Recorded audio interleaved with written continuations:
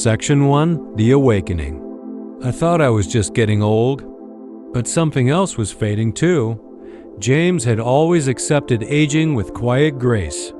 Now 80, his mornings felt like rituals of resistance. His knees creaked, his back whispered in protest, and his memories drifted further from reach. While he had braced for the slow erosion of time, the crushing fatigue and disconnection were unexpected. Life began to feel not only slower but smaller. He stopped attending morning walks with his neighbor and missed his granddaughter's recital because the stairs felt like a mountain. Social invites piled up unanswered. The world continued, but James felt himself slipping into its periphery, an observer, not a participant. One rainy afternoon, idly flipping through TV channels, he paused at a quiet documentary. The narrator, a calm older man, said, "It's never too late to feel better. Even after 80, a small habit can change your life." The words echoed in James's mind longer than he expected. Later that week, during a routine doctor's visit, James voiced a concern he hadn't shared before. "I just feel distant, slow, not myself." His doctor leaned forward. "James, aging brings change, yes, but we often underestimate what small, consistent actions can do. Have you tried daily stretching?"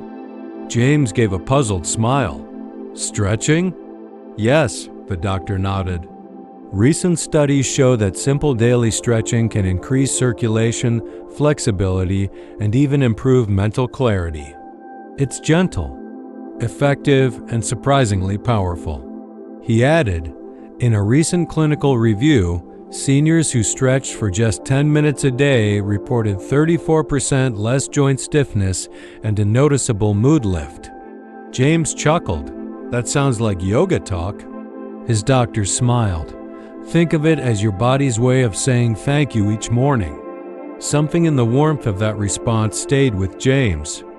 That night, sitting in his armchair, he thought not about grand resolutions, but about reaching for something simple. He stood slowly, raised his arms over his head, and let out a deep breath. It wasn't much, but it was a beginning. You're here, and that matters. If this story has resonated with you so far, it means you're already showing up for yourself. And that's something worth honoring. Leave a comment, tap like, and hit subscribe if this beginning reminds you of your own. Section 2: First Steps. James woke the next morning with a hint of purpose. The sky outside was pale and quiet, much like how he felt inside. Remembering the doctor's words, he walked to the foot of his bed, opened a stretching video he had bookmarked, and stood still for a few seconds. Just pressing play felt like an act of resistance against decline. He followed the instructor's calm voice, raising his arms slowly, rolling his shoulders. The movements were small, almost insignificant to anyone watching. But inside, each stretch was a gentle defiance of time's grip. After 10 minutes, James felt lighter, not younger, but present. The next day, he repeated it, and again the day after. What started as a quiet decision began to root itself in his mornings. After a week, the discomfort lessened. He began looking forward to the calm that followed each stretch. It wasn't just physical, it was a kind of quiet pride. He told no one, not yet. It felt too fragile, too new. But one morning, while tying his shoes, he realized his back didn't protest as it used to.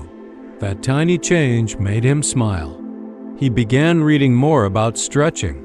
One article noted that just 12 minutes of gentle movement a day can reduce the risk of mobility issues by 27% in seniors.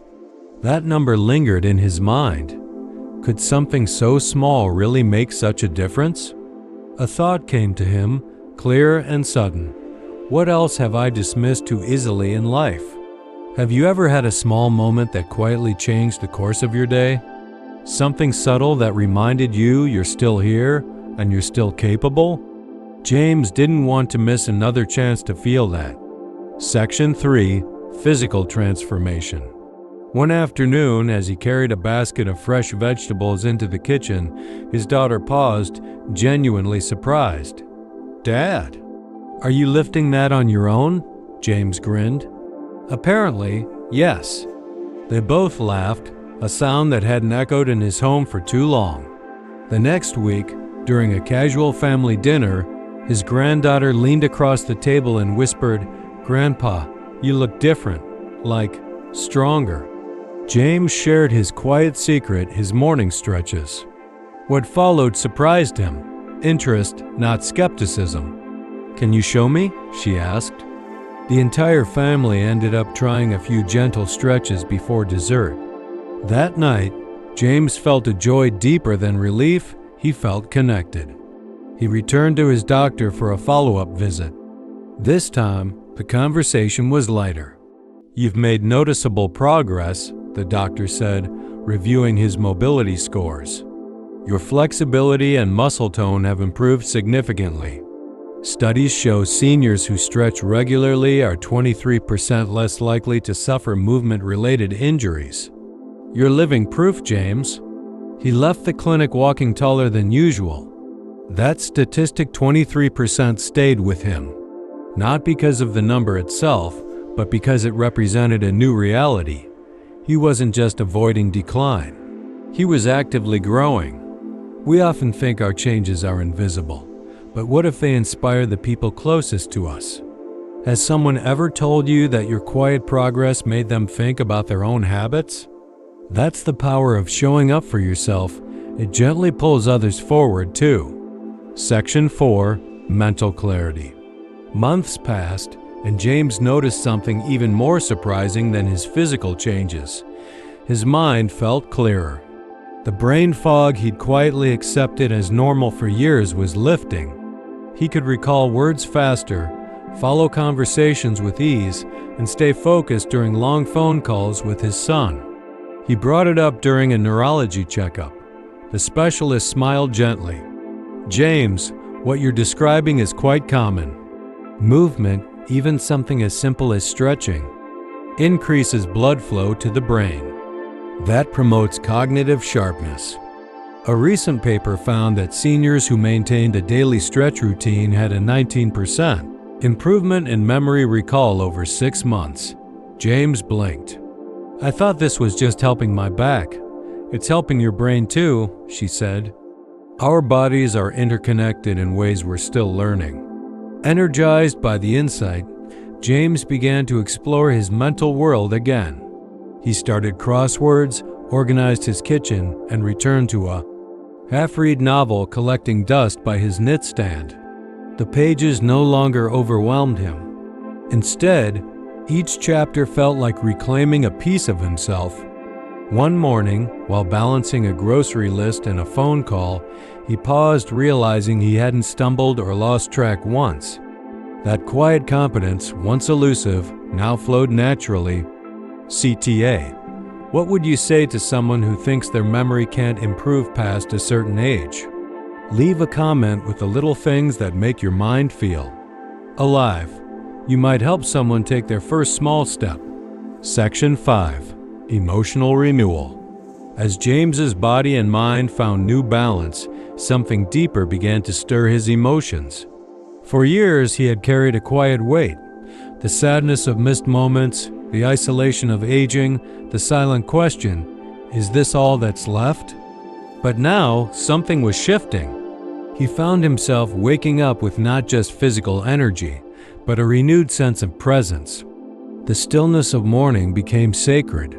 He made tea slowly, listened to the birds, and sat with his thoughts. Instead of escaping them, there was no rush anymore, only depth. One day, without planning to, he opened a blank notebook. He wrote a sentence, then another. The pages absorbed him. It wasn't poetry or anything profound, just thoughts. Felt strong today. Walked without pain. That line stayed with him all day. Each morning, he wrote a few lines. Sometimes memories of his wife, sometimes gratitude for a peaceful breath. Over time, these pages became a quiet companion. He wasn't just stretching. his body anymore. He was stretching his soul. He didn't tell anyone. It felt private, precious. He even smiled more at strangers, at himself in the mirror. Not everything needed to be fixed. Some things only needed to be seen.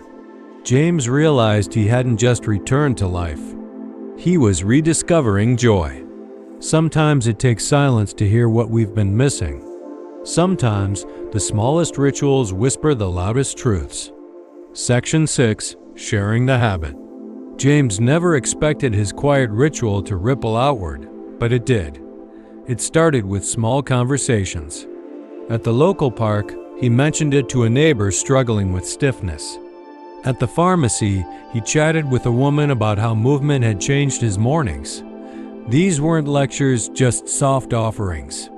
Eventually, he was invited to speak at the community center. Nervous, he stood before a group of seniors and shared his story. Not as an expert, but as someone who had once felt lost and found a path back to himself. "I'm not telling you to become someone new," he said. "I'm saying I stretched, and something in me stretched back." He demonstrated a few simple moves. Slowly, the room followed. What began in silence ended in shared smiles. For the first time in a long time, James felt not just better but useful. One woman approached him after the session. "I haven't moved like that in years," she whispered, eyes shining. "Thank you." James nodded. It's never too late to feel just a little better. Her words echoed in him. All it took was one moment, one stretch, one shift. James still wrote in his notebook. But now his pages were filled with more than reflections. They held names, stories, and quiet victories he'd witnessed. He wasn't just growing, he was giving. And in giving, he was healing too. If this part reminded you of someone or even yourself, drop a heart in the comments. You never know who might see it and feel understood. Section 7. Reflective Conclusion. 1 year after that first hesitant stretch, James sat on his porch with a quiet smile.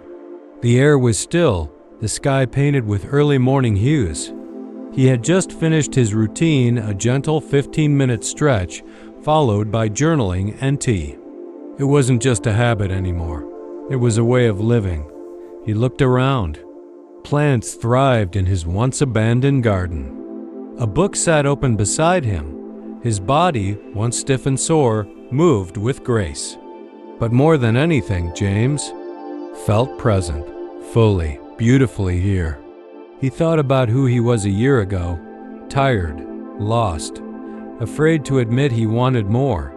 All it took was one moment, one breath, one choice. He remembered something his doctor had told him early on. We underestimate the power of small beginnings. That line had echoed in his heart more than once. James stood before a small group at the community center once more. A year ago, I thought life had passed me by. Now I feel like I've just begun again. Applause rose gently, not for a performance, but for a shared possibility. You are not too late, you are not behind.